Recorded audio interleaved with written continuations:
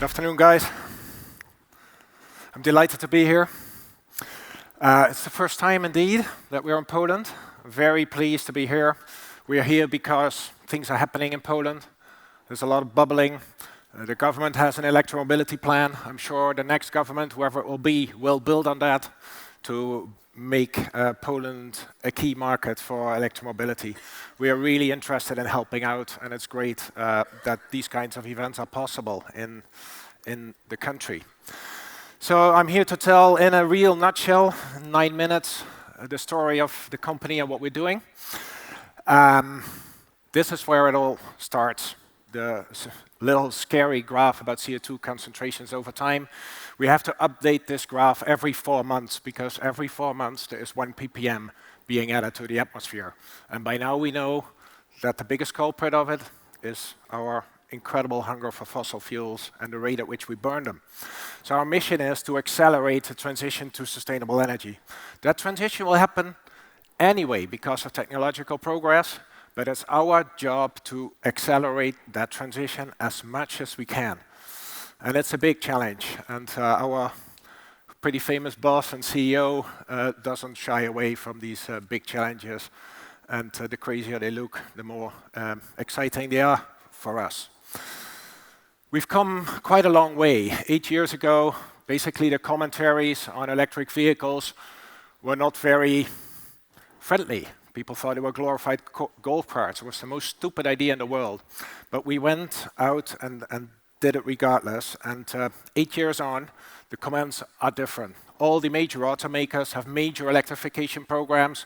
We have Volkswagen here showcasing how serious it is about electric transport, and they're going to be produced in the millions. And we don't see that as competition. The entire point of the company was to encourage others to join us in this race to electrify transport and to go to zero emissions. This is a timeline. I don't have enough time to go into it, but I will highlight a few over the next slides. So we bought this factory back in 2009 when we had sold a couple of hundred Roadsters. It was too big at the time. Currently, it's not too big anymore. In fact, we felt it was going to be not big enough, so we felt we needed an additional facility. 5 years ago, we announced the Gigafactory. Again, everybody thinking, what are these guys doing? Currently, it's there, and I can tell you it's pretty full from the inside. And we also have in Europe a manufacturing facility. We assemble Model S and Model X in Tilburg, in my home country in Holland. We're currently working, building like crazy to finalize our next big factory close to Shanghai in China. This is a rendering of what it should look like. You can watch all the YouTube films of the work in progress.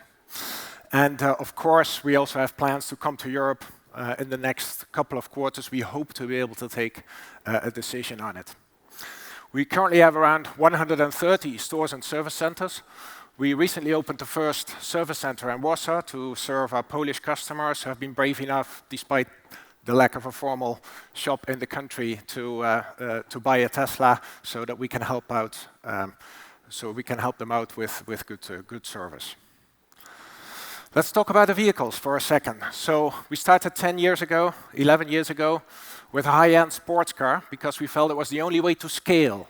It has been said a lot, we need scale, we need volume. The only way to scale was get in at the high end. Sports cars are excellent for electric drive. Electric drive are very suitable for them. We used that money that we made out of that Roadster, we sold 2,500 of them, to develop Model S and Model X. Model X you see in the exhibition hall. It's probably the most technology-dense vehicle that we have, with the Falcon doors and everything. And Model S in 2012 was a real breakthrough. We said it could do 400 kilometers when we announced it. Nobody believed it. And currently, we are way over 400 kilometers of range. So we delivered on that promise. And the next breakthrough, obviously, has been Model 3. We started selling it in Europe in February this year. It's going very, very well. And last quarter, we delivered close to 100,000 vehicles, all in all, across the world. 97,000 to be precise. The growth curve is really quite amazing. electric vehicles, what does it take to make them succeed? They should be no compromise vehicles. They should not be just quite nice for an electric vehicle. For electric vehicle standards, they should just be better than the conventional vehicles they replace. So what does that entail? One thing that scares a lot of people is range. Can I go far enough? So this is a slide of the electric cars that you can currently buy on the European market. The red dots are our vehicles. You can see if you want a vehicle with over 500 kilometers of range on the WLTP cycle, which is the official test cycle, your only choice is a Tesla. And we actually have the Model S, was recently upgraded to take it over 600 kilometers of range on that cycle. And I can tell you it's an astonishing feeling to not have range anxiety at all. Another critical element of not having range anxiety is being able to charge your car. It's been talked a lot about today. And from the start, we set out to tackle that problem. We are actually tantalizingly close to opening our 500 supercharger station in Europe. We are currently close to 480. We have four in Poland. We are planning to build a couple of more of them. The gray dots are on the slide to serve Polish customers, but also people who come in from other countries and basically want to be able to use their car because that's part of the non-compromise experience. It currently takes you 16, 17 minutes to charge 250 kilometers of range in your Model 3. We are working on our next generation superchargers. We are rolling it out in the States. It takes that down to 10 minutes. When it's at that level, basically it's quicker than you can take a break. So that's a great level to go to. A no-compromise vehicle also involves no safety compromises. We strive to have the best, the safest vehicles on the planet. And Model 3, for instance, is racking up accolades from across the globe. Every safety organization, be it in Asia Pacific, Europe, US, we are in the maximum safety category. It's an amazingly safe vehicle, including the drive assist features. But one thing that is still an issue is human error. So we're also working on that, eliminating human error in the role of accidents. So we have an enormous suite of sensors, ultrasonics, radar, and regular vision cameras on every Tesla that you buy to help you and assist you in traffic. And eventually, that same hardware will be able to take your Tesla to the next level of full self-driving. And the vision of that is this: no steering wheel at all. How do we do that? We do that by an incredibly powerful chip. I'm showing it here because it's illustrative of the kind of company we are. We love showing off technology, chips. You can't see that when you see the vehicle. But if you buy a Tesla, this thing is inside. This computer is ready for full self-driving. Incredibly powerful image processing capability. And this is the other critical feature, not often enough talked about, over-the-air updates. Our vehicles have a completely integrated IT architecture, which means that every 2 or 3 weeks, there's an announcement, you have a new update, and you can update your car so the car gets better over time. It can do things it couldn't do before. For instance, we're currently working, the neural net is working on stop sign and traffic light recognition. So we have over 500,000 vehicles equipped with all these sensors.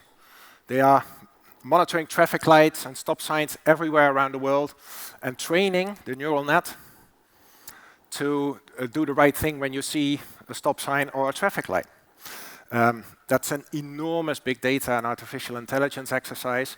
And when we think it's ready, it's good enough, it's better than what humans can do, we will roll that out across your fleet, and the Tesla that you buy today will have that capability, which is great for residual values, which is one of the things that has been talked about a lot.